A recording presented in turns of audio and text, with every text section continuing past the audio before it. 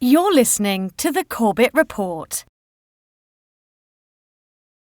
Welcome, friends. James Corbett here, CorbettReport.com, 5th of December 2018 here in Japan. And today we're joined on the line by our good friend Derrick Broze of the Conscience Resistance Network at theconscienceresistance.com. Obviously, I'll put that link in the show notes for all of you out there, but I'm sure you already know about Derrick and his work from our previous conversations, many of them on the Corbett Report. You can always check the Corbett Report archives for our previous conversations. Just type in Derrick Broze.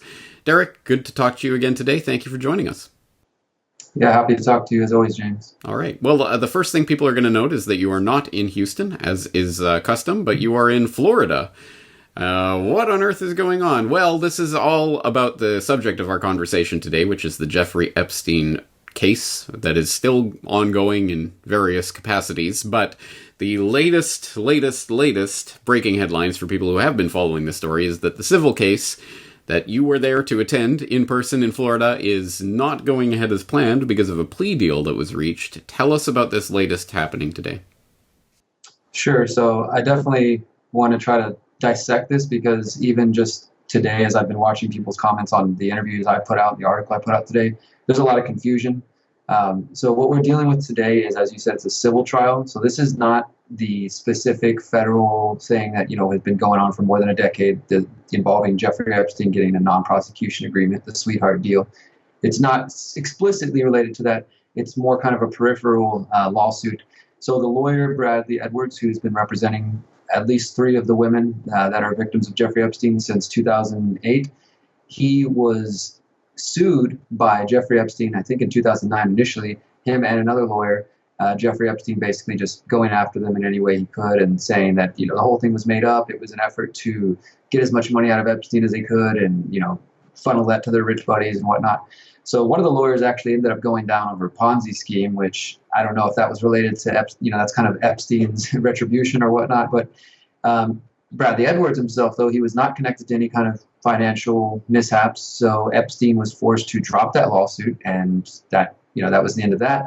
However, Bradley Edwards chose to countersue him and seek damages for defamation of character. Saying, "Hey, I'm a lawyer out there. You're basically accusing me of just being an ambulance chaser and just trying to make money off these victims. So I'm going to defend my good name." So that's been going on for nearly a decade as well. And today was the conclusion of that. So what was expected, what we were told going into this is that, we knew ahead of time Jeffrey Epstein was not going to show because unlike you or I or any other average person out there who gets summoned to court, he doesn't have to appear. He can hang out in his private island and just go about whatever he's doing.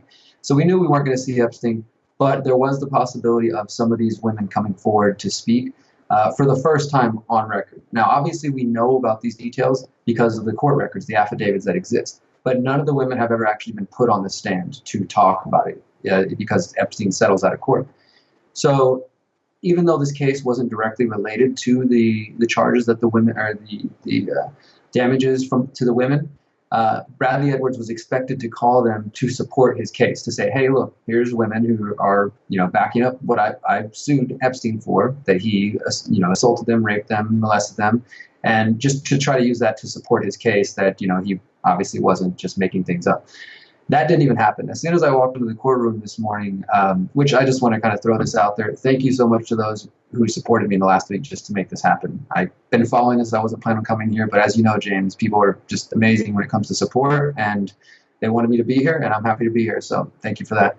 But I got to the courtroom, and it was already over before it began. It's like, I think that they made a deal late last night or super early this morning or something because they already had this fancy thing printed up and ready to go, before the court even started. So it was already over and done. But, boring courtroom stuff, the judge saying thank you to the journalists for handling these claims that, in a respectable manner. The two sides say what they have to say. And then court's adjourned. And we go outside to a press conference. And this was actually kind of interesting.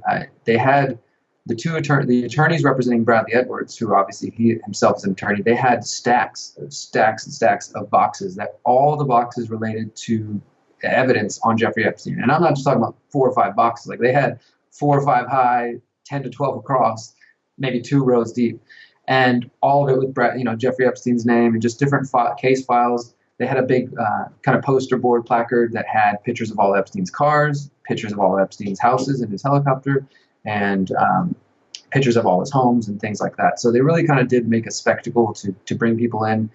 And then the lawyers basically just answered questions. And so what happened, the reason it was over before it began, is because Epstein settled out of court rather than letting this go forward, even though it's a civil trial and he wasn't facing any time by any means. This wasn't going to end up with Jeffrey Epstein in jail. So that's important for people to see. Like, I've already seen people say, oh, this lawyer sold out and, he just cashed out instead of getting justice for the victims. Like, there was not going to be any justice for the victims today. The best we could have hoped for is that they would maybe get on the stand and say some things but Bradley Edwards in the press conference made it clear that those who came here expecting to hear the new salacious details, that was not going to be a part of this. The judge had already made it clear that the women could testify that it wasn't going to be turned into, bashing Epstein. So more than likely, this 10-day thing, if it did get dragged out, it would have ended up with the victims having to be on the stand and get interrogated and questioned by the state and whatnot. And these are high-priced, powerful lawyers. These are their army of superstar lawyers, as they put it,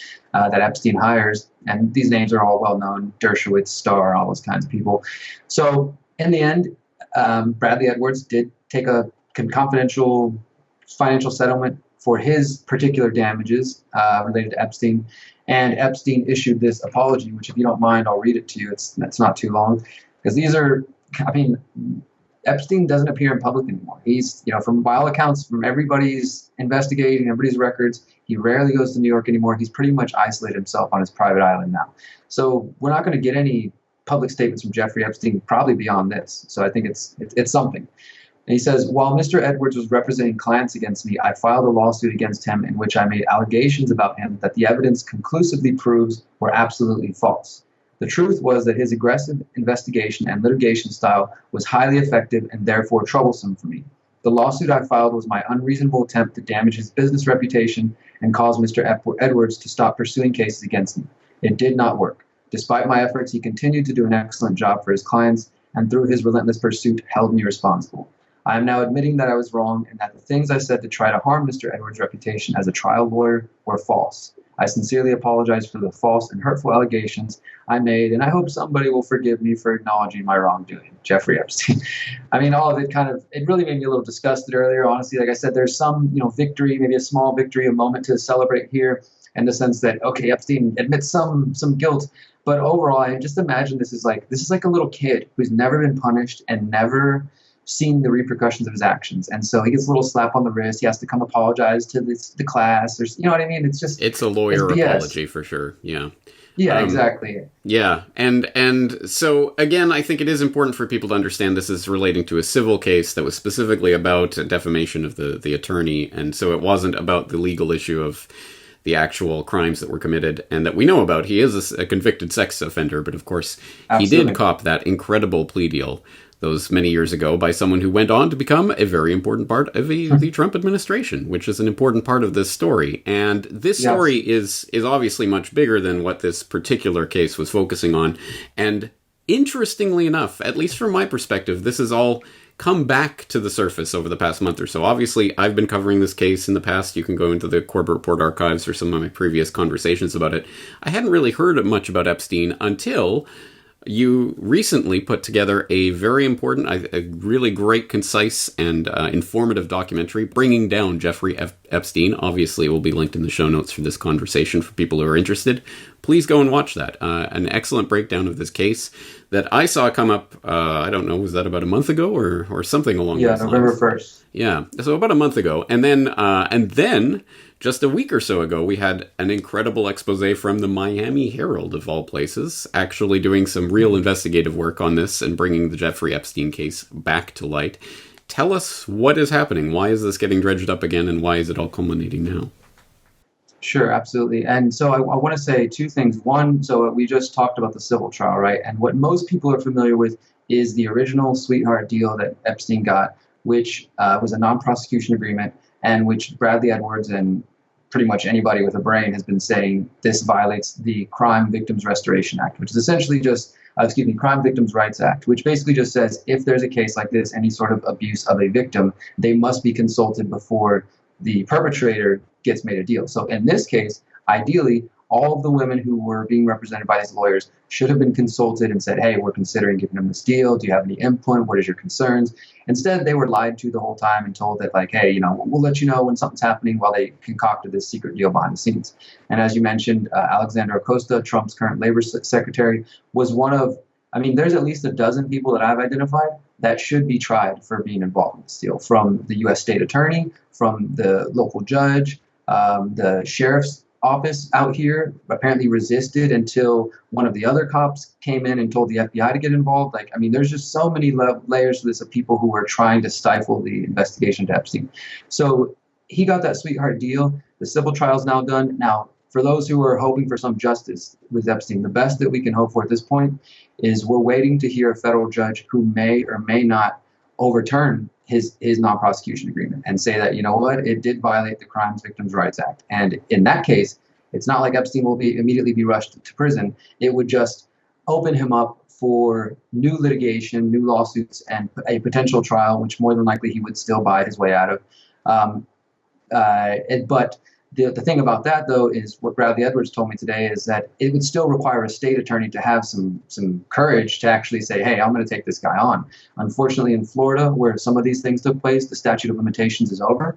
But the downside, and I guess in this instance, it might help the case against Epstein. He has victims, and this is what was not necessarily known by the wide public, is that they've found victims in California and New Mexico and New York and the Virgin Islands, obviously in Florida, pretty much anywhere Epstein's ever lived or ever spent time in, they found hundreds. So this number that we've known is 40, maybe 60, maybe it's hundreds of victims. And the cops said that when they interviewed one girl, it would lead them to 3 or 4 more girls that had 3 or 4 more girls each. That this dude is seriously addicted to young girls. I don't know how else to put it. He's got an addiction. That's why they made him register at the highest level offender, because he will repeat, and he's a danger to society.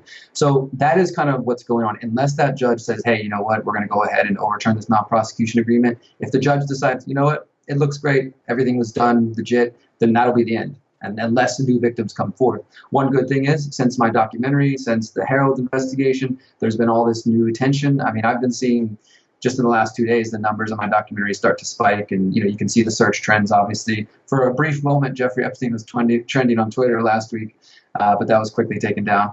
But where we're at now is trying to raise awareness, and what Brad Edwards said today is he really wants to get people to focus on the victims now. Now that his BS with Epstein's done, he's like, let's bring it back to the victims, the women who are now in their late 20s, early 30s, and who knows, what other victims are out there that have been suffering. And he did say that since this kind of movement is afoot now, that some of the women are actually feeling like a little bit more strong. Maybe some of them are expressing some healing, and that others who had spoken to him privately but were afraid to actually come forward have now said, all right, I'm ready.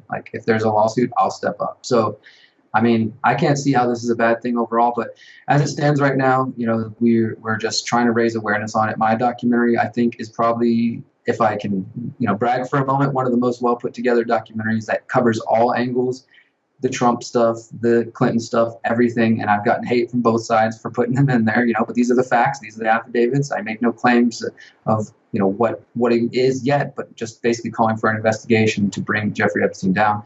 And it does feel good to see that it's getting attention. The unfortunate thing, and I think you can expect this, is, I was just kind of looking at the articles that came out today, and they're acting as if the stuff that you and I and other researchers have been saying for years, like they just found out about it. They're like, oh, and they're still calling him an alleged pedophile and saying he alleged, it's annoying. But like I said, overall, if it gets more attention and if that leads to something and hopefully, it goes to the highest levels and not just takes down, who knows, they may be willing to sacrifice the different people Epstein's connected to. They might all be cutting their ties and saying, you know what, let him go down. It's going to save us. So we got to be skeptical, but I do think that this is a win so far.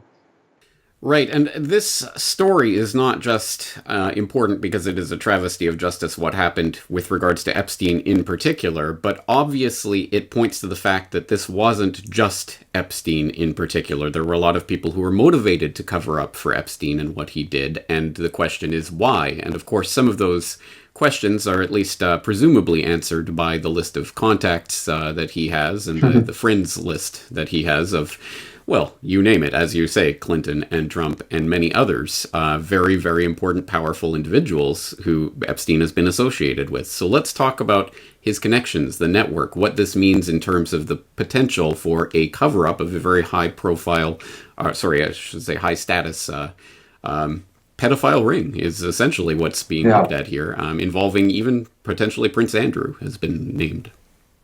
Absolutely. So, this is, I think when you kind of grow up in the conspiracy culture, let's say, you hear the stories of like pedophile rings and powerful people being involved with this. And for those who even dip their toe into that rabbit hole, you've heard about the Franklin scandal, Jimmy Savile. You've heard these different kind of stories. But when I really decided to all right, let me not just kind of on the surface level know what's going down. Let me really dive it deep into this Epstein thing and see where it goes. Yeah, I mean, it's without a doubt that it's so pervasive, the amount of people that not only Epstein is connected to, it's too much to just dismiss. Well, I guess he had a couple of friends, his little black book, what Bradley Edwards, the attorney, called the Holy Grail.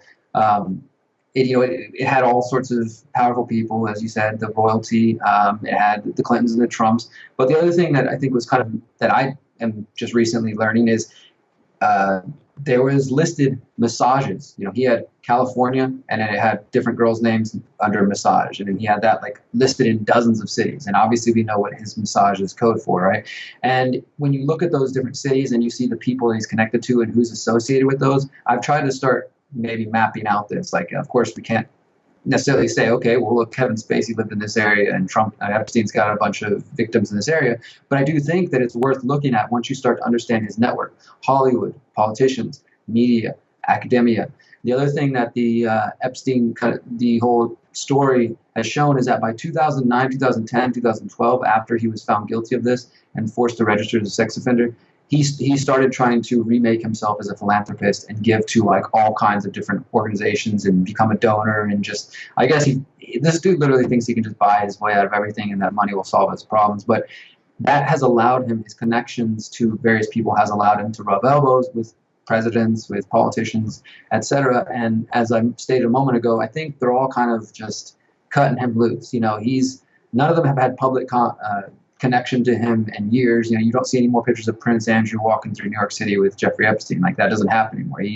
I think he's been cut loose from whatever was going on, but absolutely he couldn't have acted alone. And this is kind of where we end our documentary, is basically saying there's no way Jeffrey Epstein could have acted alone. We know that he had co-conspirators who also got off free in this non-prosecution agreement. We know at least 4 different women. And then there's also the modeling agency M2, which is owned by this guy, Jean-Luc, who's also been accused of rape just as recently as this year by his models. And that, that goes back, I found a 48-hour special from 1988 that, people have talked about this and have tried to point out this network, as we know, and it gets buried. And so honestly, I'm kind of surprised that it's even risen to this level. And I know there are people out there who think, and I'm just going to say this, that people who think this is QAnon, Trump coming to save the day type of the deal, this is oh, the mass arrests are coming or something. I don't think that's what this is. I don't see this, it's gotten to that point where I don't think it can be ignored anymore. This guy molested, raped, abused hundreds of girls. It's not like he tried to just maybe do this discreetly and think he'd get away with it. I think he has a sick problem and he can't stop. He literally can't stop. That's what all the girls described as, dozens and dozens of girls all day. And he was able to bring his powerful, connected people over for these parties and over for these things. And there's also the girls say that he was secretly videotaping the parties on his island and at his house, and he was debriefing them to try to get information from them. There are people who say that this is a honeypot. It does seem to be some kind of honeypot, honey trap for gathering information. There's whispers of him being connected to the Mossad and this and that. I haven't been able to find any hard evidence of anything like that. But it does seem to be, whether acting on his own volition or as some part of some other network, that he definitely was well connected and was trying to entrap people and trying to gather blackmail on them to use for whatever reasons. So that probably has protected him up to this point. And maybe some of these folks have just decided, hey, let's cut him out. He's too much of a risk or something. I can only speculate. Well, on the question then of powerful networks and how they help facilitate this type of activity, I know that you're starting to embark on or you are already in the final stages of a new documentary on the Finders cult. And this is something that I have heard about in the past, but I haven't done any personal research into. So I'm just watching it through your reports that you've put out so far. I know you're coming out with a documentary. Tell us about the Finders, what this is, how this connects to the Epstein story or does not connect, Sure. and where this is going from here. All right. So yeah, I'm going to keep this as brief as I can, and I definitely encourage everybody to check out the videos I put out so far. I've been putting kind of like a weekly, somebody had recommended to me because, to be quite honest, when you start going into this area of research, you do find yourself looking over your shoulder a little bit more often when you're dealing with people who are willing to buy people out. And when I researched the Epstein investigation, the lead investigator died of a brief illness in May. Nobody has explained what that brief illness was, but this guy literally talked out loud, said he'd been being followed by people while he was investigating Epstein. And then the butler, who had the Holy Grail, he dies after going to prison of, I looked it up, it was some random thing. So I started looking over my shoulder a little bit, but also just to be safe because I want this information to get out there. So I've definitely been kind of diving into this, and we're talking about Epstein and these networks. Epstein is just one rich guy. He's surrounded by people for whatever reason, money, influence, their own depravity, are willing to help him go get these people, right? Get these girls. He apparently bought young girls from Eastern Europe,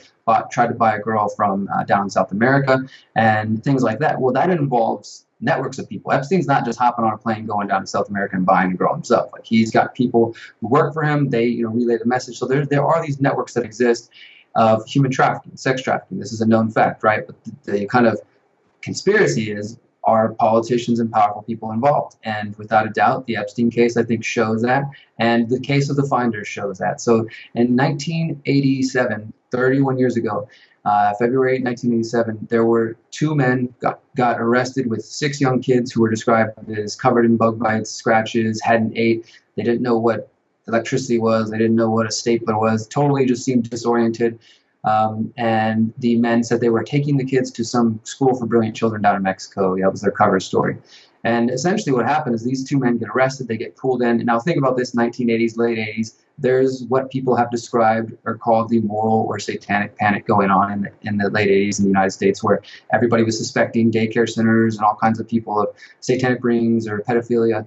And much of that was dismissed as just mass hysteria. I'm not quite ready to completely dismiss all those claims as mass hysteria, but the Finders is kind of like in that era, right? So these men get arrested. The Tallahassee police start digging in, start investigating. They get contacted by the Washington Metro Police Department, who say, hey, we think this might be connected to a group called the Finders that we're investigating out here. Can you give us a reason to raid their warehouse? And they said, well, this guy's got caught with kids. And they said, okay, well, that gives us reason. This may be child abuse. So they got warrants. The Metro Police Department, the U.S. Customs Service, because they thought it might be trafficking across international lines, got involved. And they raided a warehouse and apartment building in D.C. connected to the Finders. So that's going on while the Tallahassee police are down there investigating. And, there's a lot of details here, but basically within a week, the story's dead. It goes from being national news, Washington Post, AP, New York Times, children, caught in a cult. They're saying maybe satanic activity, human trafficking, pedophilia, all these different claims. And it wasn't just speculation that these reporters were making it up. This information came from the police reports, specifically from a U.S. Customs Service agent named Raymond Martinez, who walked through, and he was there for the raids, and he describes in his reports everything he saw, including instructions on how to buy children from Hong Kong, instructions on how to impregnate the female members of the Finders. These people in 1987 were already using what was called MCI mail. Like, for those who might know or remember that, it's early, kind of super early version of what we would consider email or texting. They had broadband internet at that point. When they raided their warehouse, there were maps of locations all around the world with numbers. There was high-tech equipment, and they really describe it as it looked like an intelligence operation of some sort. And Raymond Martinez said he was able to witness on the screen instructions that were sent to the people at the warehouse, telling them about the day's arrest the previous day in Florida, said, hey, our men have been arrested. And it specifically said, it gave them instructions on how to move the children and how to avoid cops and get out of the city without being bothered. And So as I said, this becomes big news, national headlines, but within 6 days, it disappears. All of a sudden, the Tallahassee police come back, say they didn't find anything, they made a mistake. The Metro police say, oh, nothing to see here, no satanic activity, no trafficking claims, and it all just disappears within a week. And then within a month, the behind the scenes, all the authorities shut down their investigations. By the summer, the kids are released, the guys are released, and that's it. Then in 1993, it pops back all of a sudden. U.S. News and World Report, AP, and a couple others report that the Department of Justice is opening an investigation looking into the Finders cult based on some evidence that points to the fact that the CIA covered it up, and that, or that the CIA, because Raymond Martinez, the U.S. Customs report, the last thing he wrote in his report is that the CIA, this had become a CIA internal matter. No further action will be taken. And so that was like, whoa, what the heck? And then it gets reported. The DOJ actually decides to start investigating. But again, they go back and interview all of the people who went on the raids, who went to the warehouses. They do all these different interviews, and by the end of it, again, they say nothing to see here. It's we didn't find anything, and it's closed, and that's it, and it disappears. And you can find a few videos here and there on YouTube, kind of talking about it. I've never really paid much attention to his work, but you probably know the name. I think he's deceased now, former FBI agent Ted Gunderson. Apparently in the 80s, or in the 90s, he was talking a lot about this and was taking around the customs report and showing people like, hey, this is what he wrote. But I truly do believe that I've probably done more research on this than anybody before. And I say that with confidence because I've scoured the internet for every reference to the Finders, the members of the Finders. Over the last 30 years, they have been doxxed, so we have a list of all the members of the Finders, and you can find some of their names on registered sex offender list. I mean, some of these people are, they kind of rebranded themselves and are living regular lives. But when I started to dig in it, basically I realized that Raymond Martinez, the Customs Service, his report is key to this. He is the one who describes everything that can point to the sex trafficking rings, to connections to intelligence agencies. And I don't know if the satanic kind of thing was just thrown on top as a distraction or sort of to poo-poo it because everybody was real dismissive of satanic claims at the time.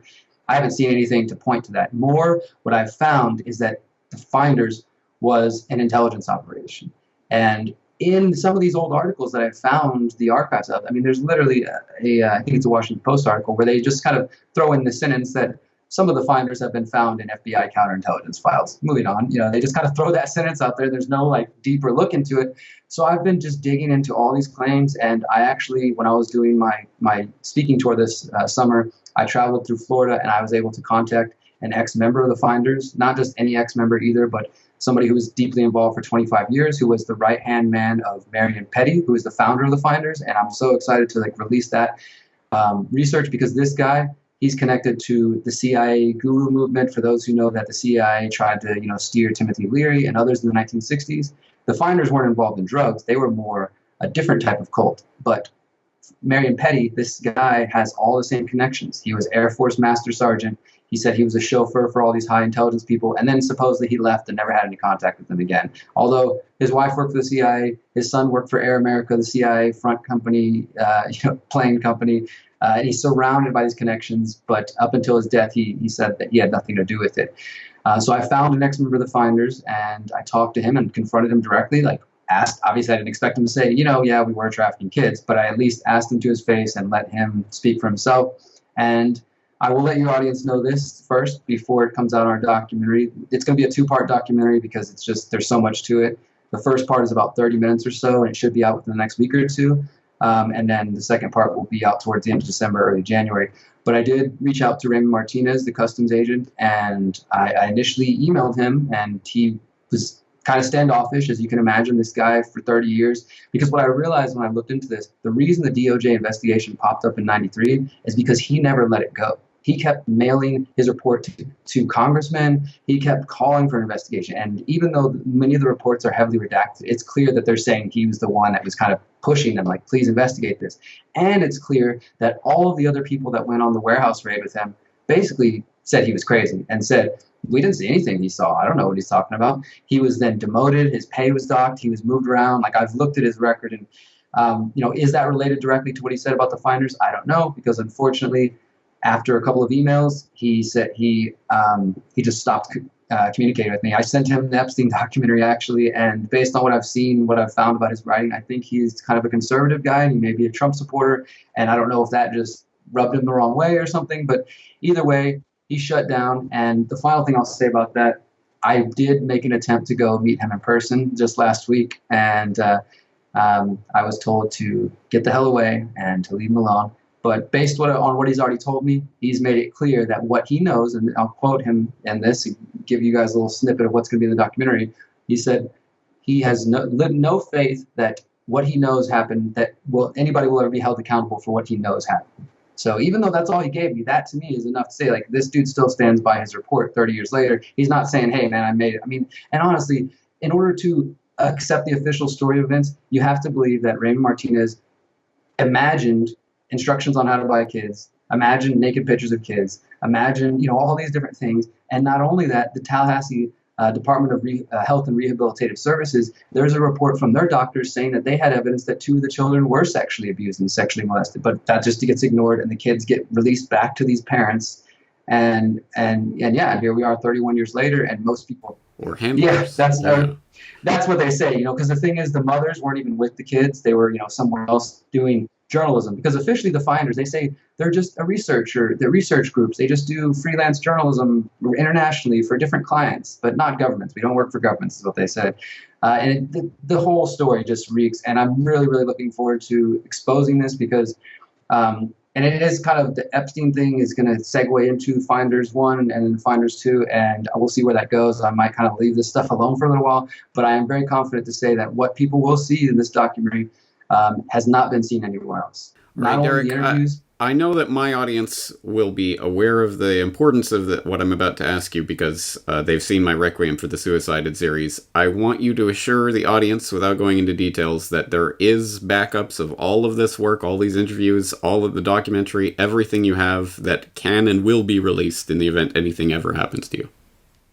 Absolutely. I have sent all of the files of documentation I have and the interview with the finder and pretty much everything I have to a number of friends who are nicely dispersed around the world. Good. Okay. And please, I know this might sound silly, but let's do it for the record. You are not suicidal. You do not have a health condition. There is nothing that's coming up.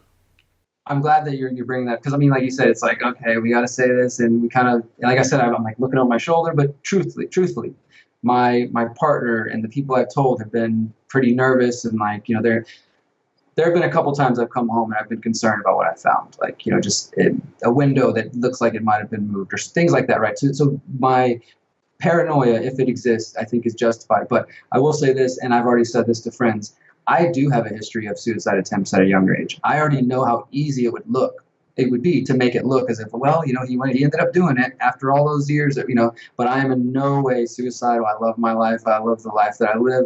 I love doing this kind of research and trying to expose these people. So I have no desire to leave this planet and anytime soon. So the information is dispersed. It's safe. If anything was to happen with me, the people know what to do with it and to get it out. The documentary is already out of my hands. It's in the hands of my awesome editor, Jeremy Martin, who's over in the UK working on it as we speak. So it would be released one way or the other. He has everything I have, and if I got in a car crash tomorrow, the documentary would still come out. So. All right. Yeah, it is important to get that stuff on the record, because unfortunately this happens when people are doing important work on important issues like this. So yeah, someone said to me, someone brought up one of your videos actually and said it was the Requiem video, and they said we don't want you to turn into Danny Castellaro or something like that, because and that's what I was thinking when I'm going to meet the source. Like, those are their famous last words, like, I'm going to meet a source, I'll be right back, kind of thing. I was like, but I'm here, and I'm happy to report that we are going forth with this. We're going to do what we can to expose Epstein. We're going to do what we can to expose these networks. And I'm also looking for more information. If anybody out there has things that they would like to send my way to try to share, I'm using a Proton Mail now, which some of you might know, it's more secure encrypted mail. My email is intothe@protonmail, and anybody can email me anything that they think might be relevant. And I really hope you guys will stay tuned to our channels in the coming weeks and months. Yes. Well, obviously, we'll be linking to all the articles and videos we talked about with regards to Epstein and the weekly series you've been doing on the Finders. We'll link to all that in the show notes, and of course to theconsciousresistance.com, so people can stay tuned for the latest updates and when the documentary drops. How do people support you directly? Sure. So one thing I do want to note as well is you can, of course, support me through Patreon. I have a Patreon account, patreon.com/Derrick Broze. And what I want to say about that is that money is going directly to pay my editor because, James, I was really, over the years, just been inspired by all the great documentary work you've done. And me and Jeremy, my current editor, we've done a few over the year, but I reached out to him. I was like, let's focus on it. Let's just put out this good, hard-hitting content. I'll start paying you for it. So anybody who contributes to that, it's literally going to pay Jeremy for his time. And he's already taken a pay cut because he wants to do this work. So you can support that through Patreon. Of course, you can follow theconsciousresistance.com. Those of you who are hearing this, you might be hearing this down the line. As of January 2019, I will not be posting any new content on YouTube, Facebook, Google, Amazon, Instagram, Twitter. I'm not going to close them down. I'll leave them up for posterity so people can still find the content. But I truly am at the point where we're not going to get people, if people aren't willing to live principle and support platforms that, support the things we do, then we're never going to gain further. So I'm abandoning them by 2019. You can find me on BitChute. You can find me on Steam, DTube. You can find me on MeWe. You can find me on Minds. I also use the freedomcells.org website. I have a Telegram channel. I have a Remind text update. I mean, there's a million different ways to still get my content without being on Facebook. So please don't whine to me about how hard it is to sign up somewhere else. Walking the walk. Well, that's what it's about, and that's what our conversations usually come back to. Again, I hope people will dig into our archives if they haven't seen our previous conversations, but I think we're going to leave it there for today. Obviously, there's important stuff here, and maybe we can have you on for a follow-up after the documentary drops, but we'll leave it there for now. Derrick Broze, theconsciousresistance.com. Thank you so much for your time. Thank you, James. The Corbett Report is brought to you by the Corbett Report subscriber, a weekly newsletter featuring James Corbett's International Forecaster editorial, recommended reading and viewing, discounts on Corbett Report DVDs, and once a month, a subscriber-only video. Sign up today to start receiving your copy at corbettreport.com/support.